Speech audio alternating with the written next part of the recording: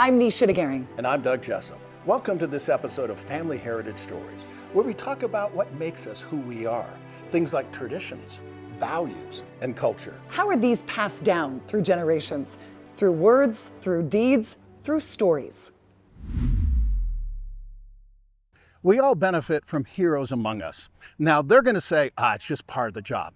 But it's more than that. It's time for Hero Salute Stories.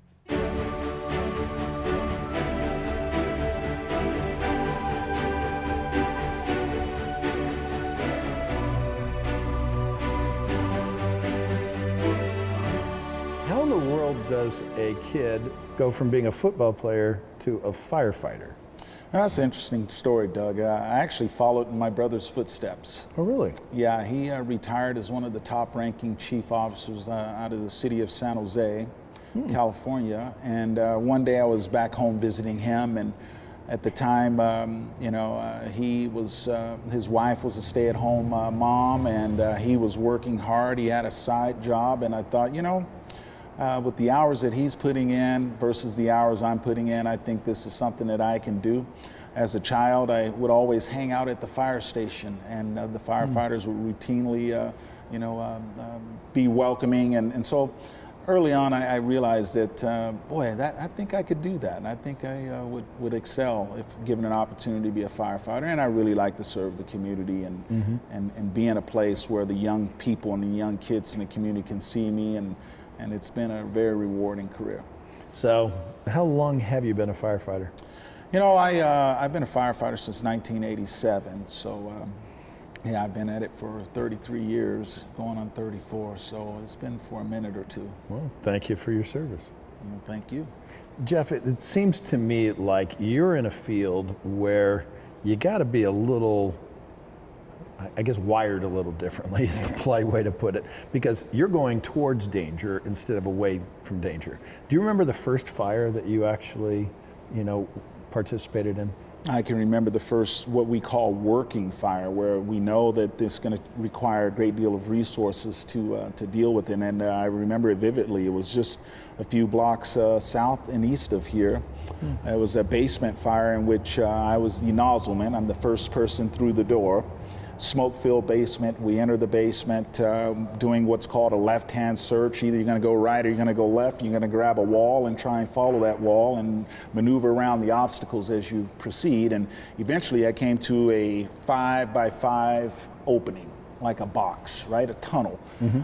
So we proceeded down that tunnel because I could see the orange glow at the end of the tunnel. We sprayed for a while and it was still glowing. So we proceeded towards what we call the objective. I want to get closer to the seat of the fire. So me and two other guys behind me, we start proceeding down that tunnel in the basement of this apartment house, and we continue to spray, and next thing you know, I hear the muffled sounds of someone behind me.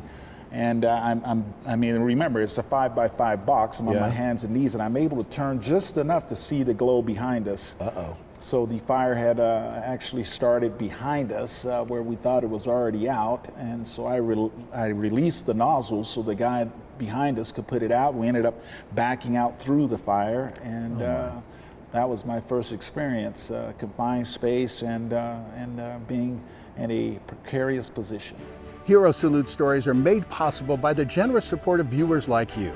Go to fedorafoundation.org to donate today.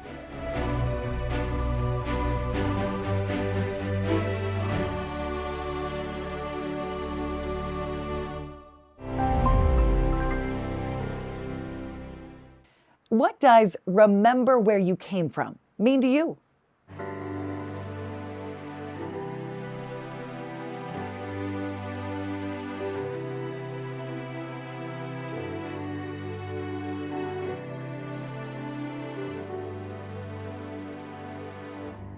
With me today, Provo Mayor Michelle Kafusi. So, number one, thank you very much for letting me in your office. Thank you for coming. I noticed the beautiful orchids. There's got to be a story behind it. There's a story, right? There's always a story.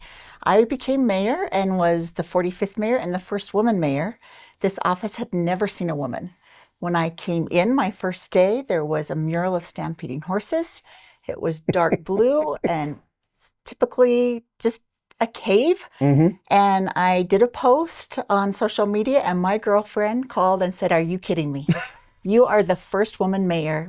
I'm coming to do your office this weekend with your boys." And so they came and went to work and came into this, and I can't thank her enough. Tell me about your mom and what it was like growing up. Well, every time you say mom, it makes me cry. She was a wonderful person and a single mom and 7 children. My father was an alcoholic and abusive, and I was young. I'm number 6 of 7, and we're all really close in age. And anyways, it just back in the late 60s and 70s, divorce wasn't really an option. And so he would come and go for a few years and then be gone and then show up again. And finally, my mom told my grandfather, "I have got to get a divorce, Grandpa. Dad, I can't do this anymore to these 7 kids." And so she prepared, right? She immediately enrolled in the trade tech, which is now UVU, and went into the nursing program, the night school nursing program, and became a nurse. And as soon as she got her degree, she went to court and got the divorce and went to work and worked the graveyard shifts, 7 p.m. to 7 a.m. every day. And us 7 kids were home and fending for ourselves. And I'd get up in the morning and get my little brother up, and we'd head out to the bus stop, and she'd pull in and she'd hand us a tab out the window and a Pop-Tart and tell us to have a good day. And that was it. And I'd go to the bus stop, and all the moms were there with their kids. And I used to think, what is the deal? Can they not even walk to the bus stop alone? And the minute we'd get on the bus, everyone wanted to taste our tab and eat our Pop-Tart. So what flavored Pop-Tart, do you remember? Just whatever was on sale, right? Yeah. That was our shopping list. It wasn't I making a list. It was we're going to the grocery store, and whatever is on sale or a week old or day old, that's what we buy. Being a parent is hard.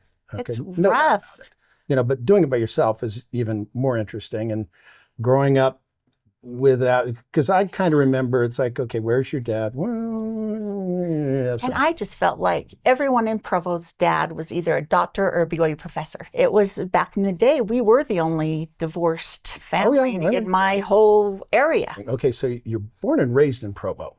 Okay. Now, granted, with me, when it was time to go to college, I wanted to get the heck out of Dodge. Yeah. Okay.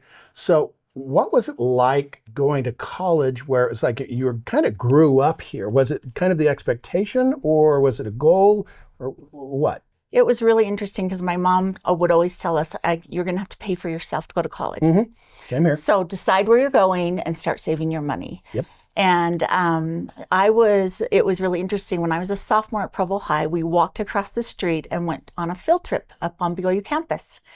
And I just remember being so impressed with the cleanliness and the beautiful flowers. And I came back, and when you're kind of on your own, a latchkey kid and having to fend for yourself, I wasn't afraid to go talk to my counselor, right? So I went and found my counselor and said, "Listen, what does it take to get across the street?" And she said, "I can tell you what it takes to get to BYU. You're going to have to work hard, but I'll map it out for you and let's get started." And I went to work and graduated with honors and got an academic scholarship. And I was so excited to start college at BYU that I didn't even wait till fall. I started summer semester. I had like 2 weeks off. And I have always been so grateful and never taken my education for granted. You mentioned that you had some jobs.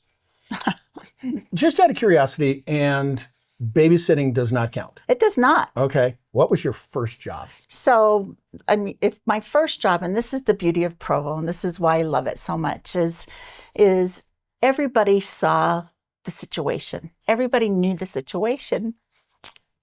And they knew we were on our own.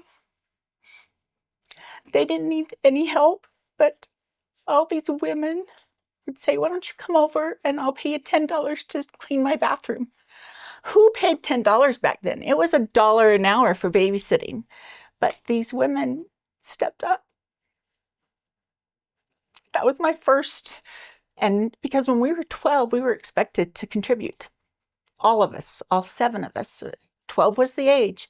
A lot of people think 16 maybe, but no, our money came in and went on the kitchen table.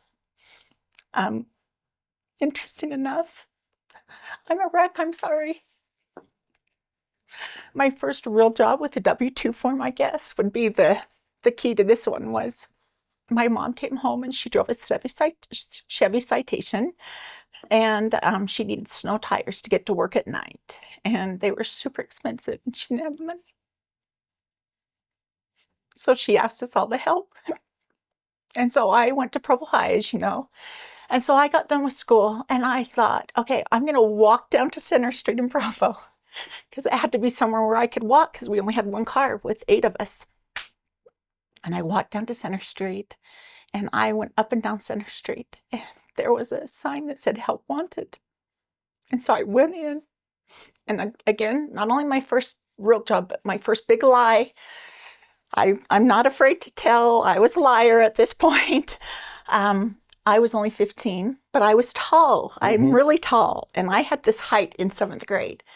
And I went in and I'm pretty good with math and figured out really quickly when they asked me to fill in my birth date and said I was 16 and I got the job. And so from that day on, I worked every day after school. From 4 till 9, I closed the deli every day. So this is the tender part, right? I can see that store right here. My mom would be so proud. What was your mom's name? Janet. Janet? Yeah. You did good. If there's a single mom out there right now that's watching this story, Yep. okay, and they're looking at you going, whoa, you can do it. What advice would you give to a single mom out there right now? Hang in there. It's long and it's hard and it's exhausting.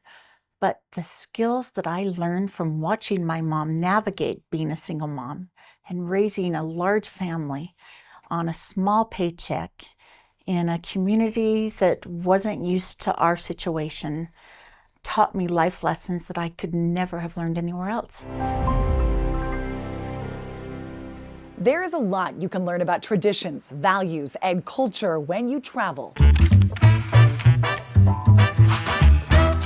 After cruising across the Atlantic Ocean, it was nice to see the USA again. Well, at least a territory of the U.S., Puerto Rico. We landed in the capital city of San Juan and toured various historical sites. Here's a fun fact. The smoothbore cannon at the fort established the international waters line. Let's put it this way. The cannon could shoot 3 miles. If you didn't have an invitation, you just might visit Davy Jones' locker. We did have an invitation to Museo de Arte de Puerto Rico, otherwise known as the Museum of Art at Puerto Rico.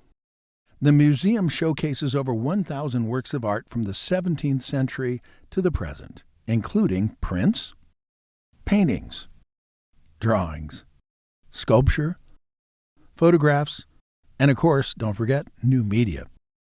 You got to check out the masks. Puerto Rico is also pretty proud to have a Miss Universe crown and the sash in its collection.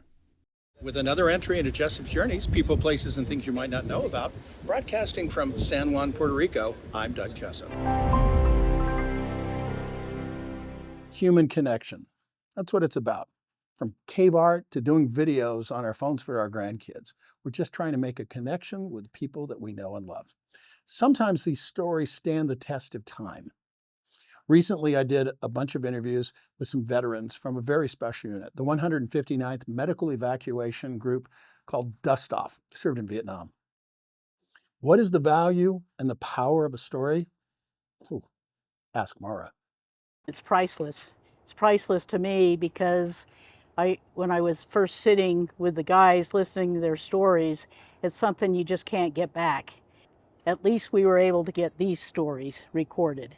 And to have them videoed and digitized is key because the younger generation, you know, sitting with my nephews, doing homework with them over COVID, they weren't looking at books, they were looking at screens, and they can look at this on a screen. Everyone has a story. This is Doug Jessop. It would be my honor to help you tell your family heritage story. Here's how it works. We'll schedule a professional interview at the same studio I do my TV show. We already have the broadcast cameras, audio, and lighting set up to ensure quality control. All you need to do is come to our Salt Lake City studio and we'll do the rest. Our professional editing staff will take out bloopers and add your pictures to create a private digital video for you to keep. Go to FamilyHeritageStories.com for pricing and to schedule your interview. How do you want to be remembered? It's not just a question for old people, okay? I remember in junior high, we had a writing assignment to write down our own obituary.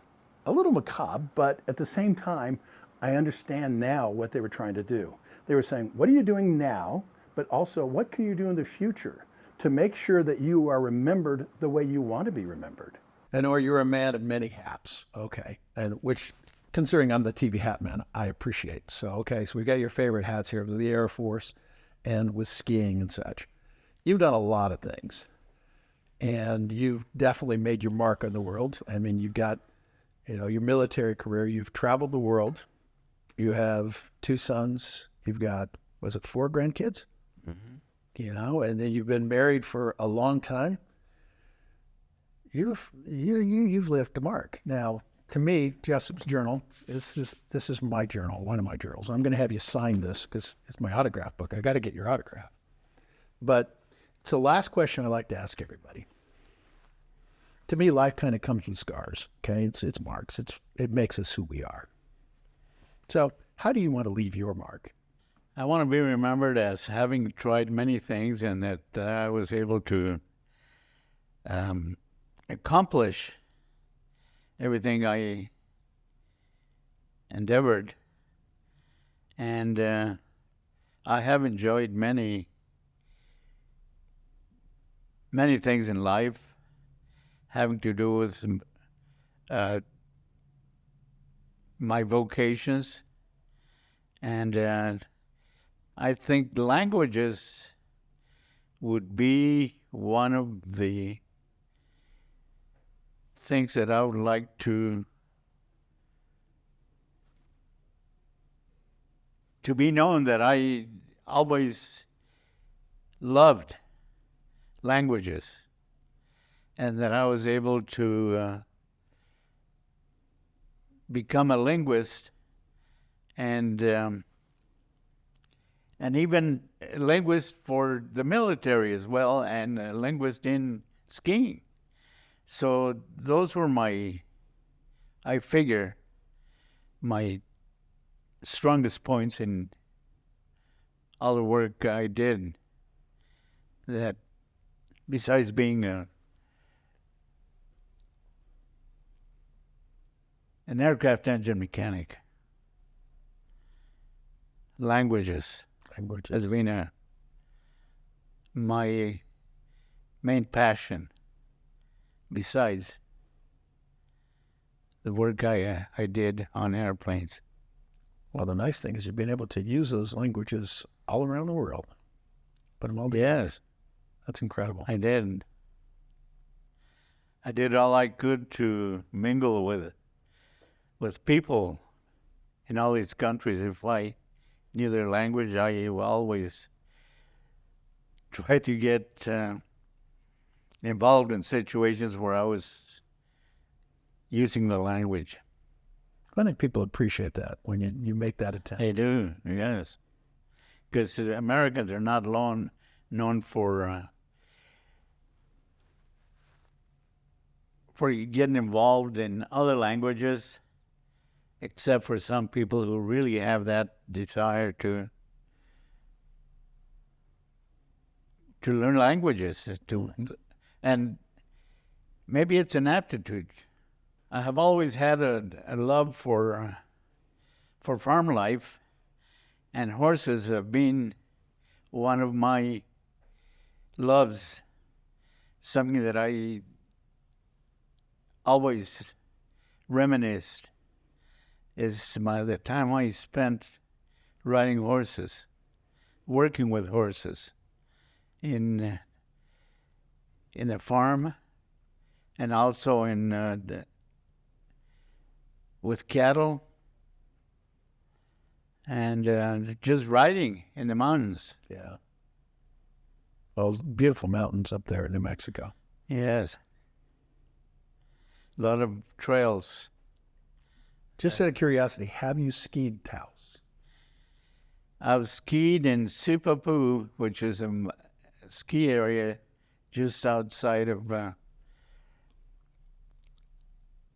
Penasco, where I was born and raised. I always looked forward to going to Taos, but I could never get off and get time off to go there. Okay, I get I it. skied because it's very challenging. I would have loved to have skied the challenging terrain, and they do get snow conditions similar to ours, pretty close. So out of all the ski resorts, okay, this is inquiring minds want to know, because you've skied all over the place. What's your favorite ski resort and why? Gee, I don't know if I have a favorite. I have so many that I've enjoyed that I wouldn't know exactly which one to pick. But, gee, the resorts here in Utah, Alta, Park City, Deer Valley, Solitude are some of the best. And those are probably my favorite, besides Grand Targhee and barely inside Wyoming. Have you ever skied outside of the U.S.? Yes. I got to ski in Las Leñas, Argentina, which is the northern part, in the Andes, and also in Bariloche. Where's that? Bariloche is towards Chile, right close to the Chilean border. And it's a high altitude country, and so they get really great snow, like just about like we have here. But nothing beats Utah. No, it's hard. It's as good as it gets. Yeah. That's what they mean when they say the best snow in the world is it doesn't get better than that. There's a friend of mine, he's a rare book collector. He showed me his first edition King James Bible. Pretty impressive, okay? But then he walked me to the other side of the room and handed me a packet of papers and said, if that was our generation's treasure, what would be the future generations? Well, that pack of papers was a reading script for a movie later known as E.T. That is a treasure's remembered. It's time for a conversation with Brandon Fugel.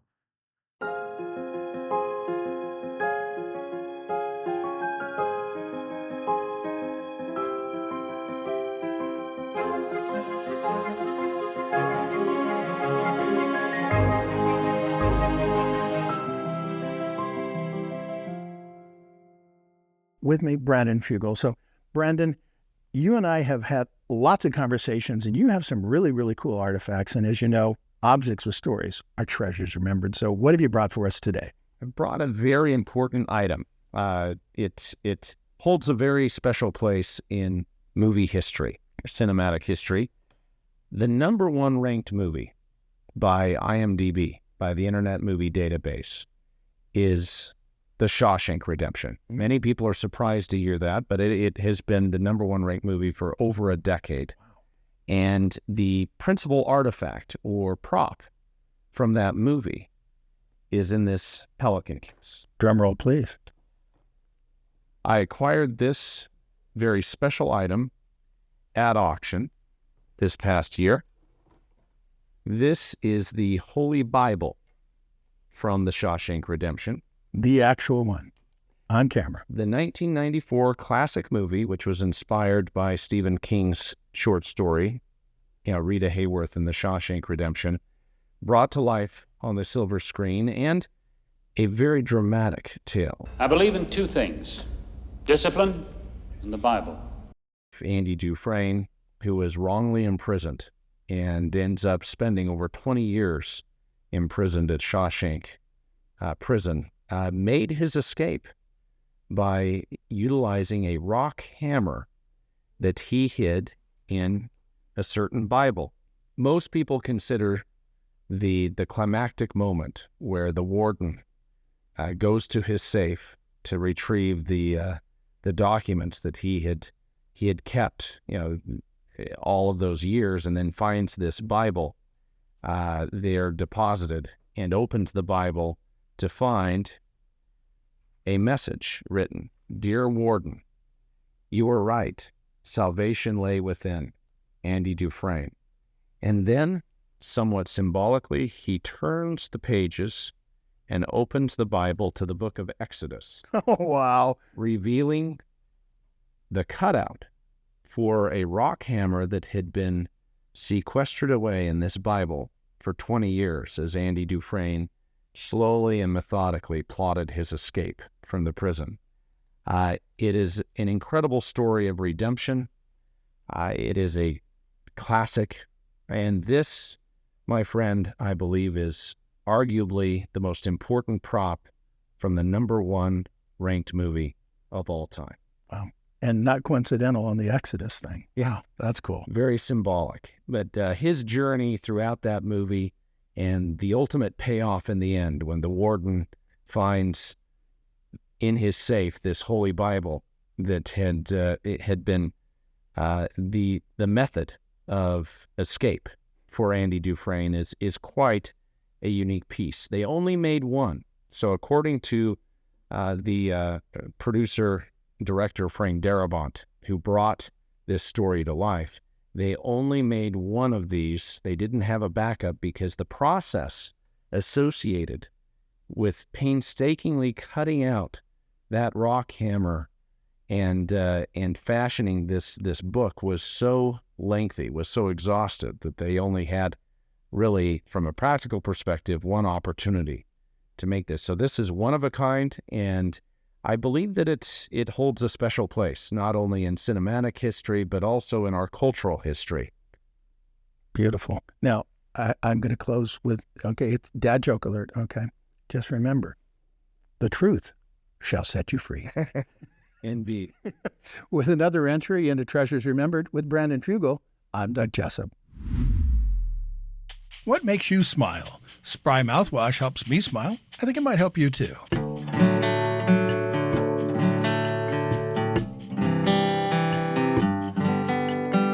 It's our honor to be able to help people remember where they came from. If stories are not passed down from generation to generation, they become lost. And it's as if these people never lived. How do you want to be remembered? With another episode of Family Heritage Stories, I'm Doug Jessop. And I'm Nisha DeGaring.